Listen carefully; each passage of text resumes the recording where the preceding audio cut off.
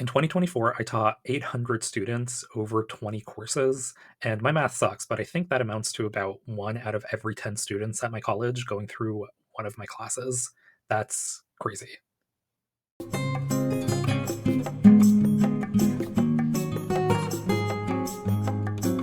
Hey everyone, Professor August here, and today I'm going to talk a little bit about what I did in 2024 as a professor of ethnic studies and history at Ohlone College in the Bay Area in Fremont, California. So, this idea came out of a conversation I was having with a colleague of mine a few nights ago. We were just talking about how much stuff we've done in 2024, and now that the year is coming to an end, we're on vacation, we have a few days off, just relaxing. And then on January 2nd, school starts again for me. So I'm just going to gear up and do it all over again in 2025. But I wanted to take a little bit of time and just think about some of the stuff that happened in 24 and good things, bad things. One thing in particular that I'm very proud of, which I'll talk about at the end of this video. Um, so I teach in two departments in the Department of History and in the Department of Ethnic Studies. All of the classes I teach are right here on screen. And because I teach so many different varied courses, I have a lot of face time with students on campus. So I think I have more face time with students than most faculty do just because I teach so many different courses.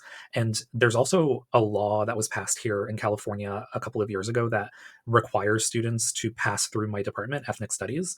So normally students, when they register for college, they have an option of taking different requirements, but my department's courses are a requirement for graduation, meaning that at some point they will either be in my class or in one of my colleagues' courses. And because I teach so many courses, a lot of them do come through my class, and I get to meet them and talk to them and see what their lives are all about. And I really, really enjoy that. That's probably the best part of my job is just the FaceTime I get with the students and learning about their lives. I am not Gen Z, thank you, but I do want to learn about things that Gen Z is doing, and in a couple years it'll be Gen Alpha, and they'll have an entirely new language that I'm not familiar with, but I'm looking forward to learning from them. My students are great. They're really fun to be around. So there are some really cool things that happened in 2024, some challenges in 2024 that did alter the way that I approach some of my teaching. So I want to talk about a couple of those things. As with every job, there are ups and downs. There are way more ups in this job than there are downs. So, like on the whole, the majority of the time, it's great. Everything's fine. But then once in a while, something will happen, and like I'm not talking about administrative stuff or colleagues or any like people will be people. But like in my classroom and with my students, usually everything is good. Once in a while, something happens that kind of takes me aback, and that it happened this year. So I think this was at the tail end of spring semester, so maybe like 6 months ago. It totally changed my approach, and it was something that I hadn't really anticipated. I don't know if like I was a student not too long ago, so I remember this really clearly where I would register for a class and the professor would start talking, but because they've been doing it for so long and they were so good at it that they would just talk as if we were all on the same level as them, and like half the stuff they said just went over my head because like it could have been a math class or a chem course or something, and I just had no idea what they were talking about. And because they've been doing it for so long and they were so good at it, they just kind of lost the basics and already assumed knowledge where there was no knowledge. And so I've always been cognizant of that. I don't want to make my students feel like they're dumb or that they don't know anything, because that's not my job and I'm teaching introductory courses. So the whole point of my courses is to make sure that they're learning from the base going upwards. So that's it. I have been doing this for quite a few years, and I didn't realize it happened, but it happened where I changed some of the very beginning lectures for my Introduction to Ethnic Studies course. And like I omitted some stuff because I wanted to change the topics. And, we teach the same courses semester after semester. I wanted to jazz it up a little bit.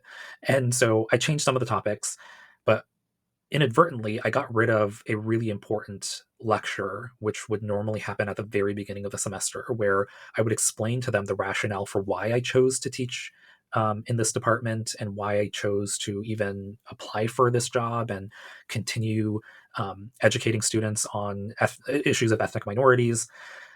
Getting rid of that small lecture at the beginning of the semester did a lot of damage in this one course, because at the end of the semester, I had a student, and the student was a problematic student from the get-go. So like it wasn't a shock that it was this person, but the student came to me and said, I don't understand why you hate America so much. And it was just such a shock to me. I was like, I don't hate America. My family chose to come to this country. I was born and raised here. If I didn't like the country, I wouldn't be here. There are other countries we can go to. I do love this country, which is why I'm teaching the subjects that I teach.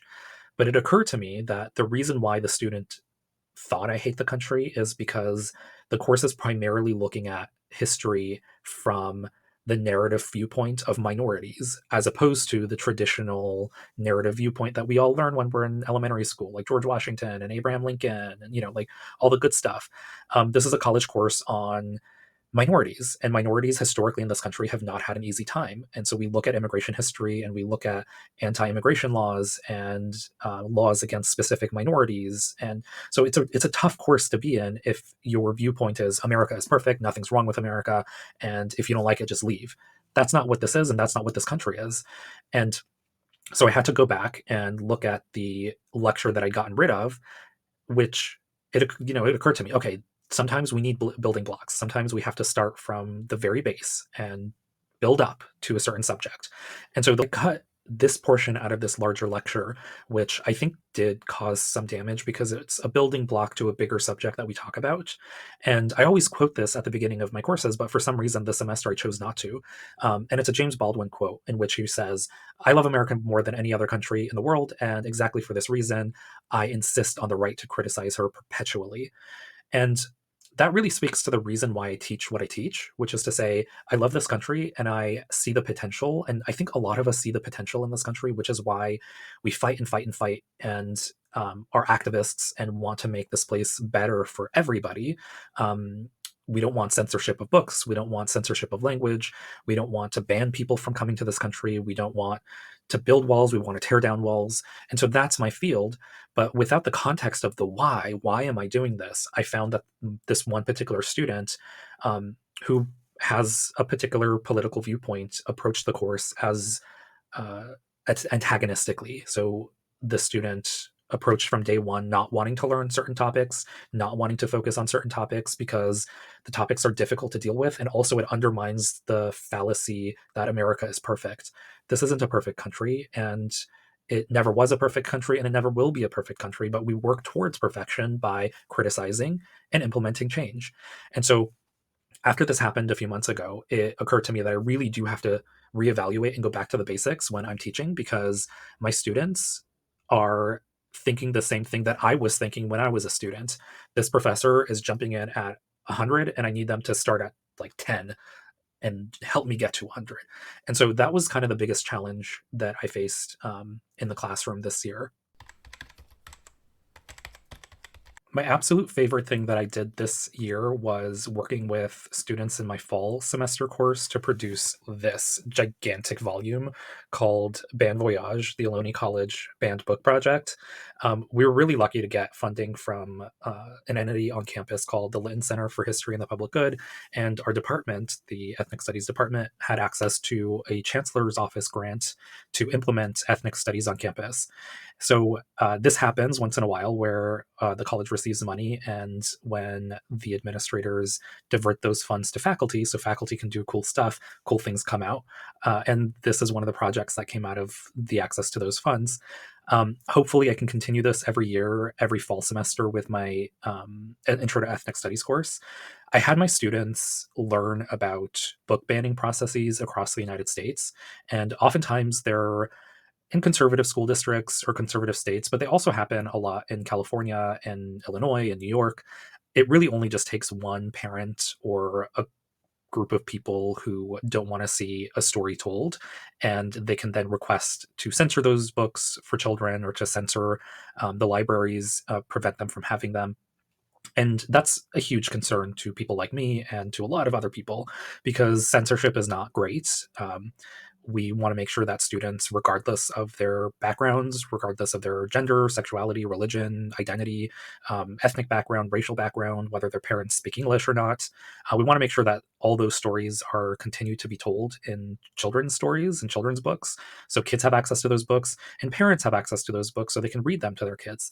And so the idea behind this project was to have the students in my class produce children's stories that would potentially be banned because they touch on subjects that other people might find offensive, like immigrant narratives or queer love stories or foods that might not be familiar to the majority of Americans. So there are a lot of stories that are in this volume. The volume's about 650, 700 pages. It took about a month and a half to put together, and the stories are great. The students who worked on it were fantastic. And of course, all of the students now can go to the library and check out the volume, and their names are attached to it so they can write it on their CVs and the resumes that they're actually part of the reference library at the college. I really wanted them to have access to something like this because when I was in college, if a faculty member made a project or was working on a project that I could be a part of, that was tangible and I could walk away with a book that I was part of, it would have just rocked my world. And there were some faculty who were doing those projects on campus, and they really did gatekeep they really gatekept the classes and the projects and the funding, and so I wanted to make sure that it was accessible to everybody in this one class. So the grant was for us to be able to produce a book, and we did, and we showcased it at the library, and the funding group that gave us the money, they got a copy and they were able to show it to all of the higher ups in the administration. So hopefully this is going to be something that we'll be able to do every fall from now on. And really, we just want to make sure that stories like the stories that shouldn't be banned but are being banned because of whatever, mindset certain people have or whatever politics they have. If there's a book you don't want your kids to read, don't read it to them. If there's a story you don't want your kids to read, don't read it to them. Don't buy the books. But I don't like the idea of limiting other people's access to information and allowing other people to tell their stories or to be seen in literature. So that was the whole point of this project, and I'm really proud of it. And I'm proud of the students who were able to participate. I'm really grateful for the college for allowing us to do something like this, and for the grant. The people who provide the grants to actually give us the money to be able to do something like this. So this book. I love it. I'm very proud of this. It's going to have a prominent space in my office on campus, and all of the students got their own copies. I hope to do more of this kind of stuff in the future.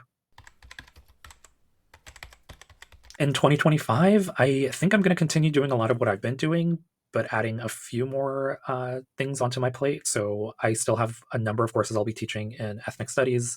I have a new course coming up that I developed last year that I'm going to run for the first time next fall, which is Asian American studies, like an introductory course.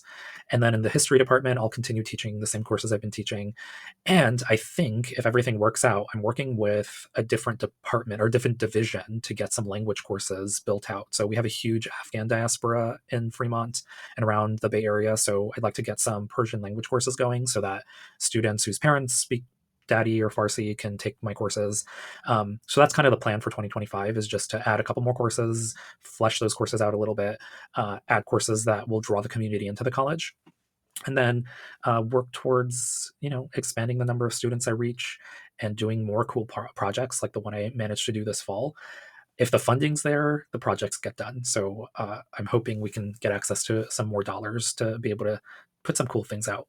But yeah, I think 2025 is going to be a good year. I'm going to focus a little bit more on teaching craft, like the craft of teaching, so that I don't have issues like I had with that one student. Hopefully that doesn't happen again. But yeah, I'm excited for it. Like 2025, new year, new me. We'll see how it goes. All right. Bye. All right, guys, thanks so much for watching. Don't forget to like and subscribe below. Catch you in the next video.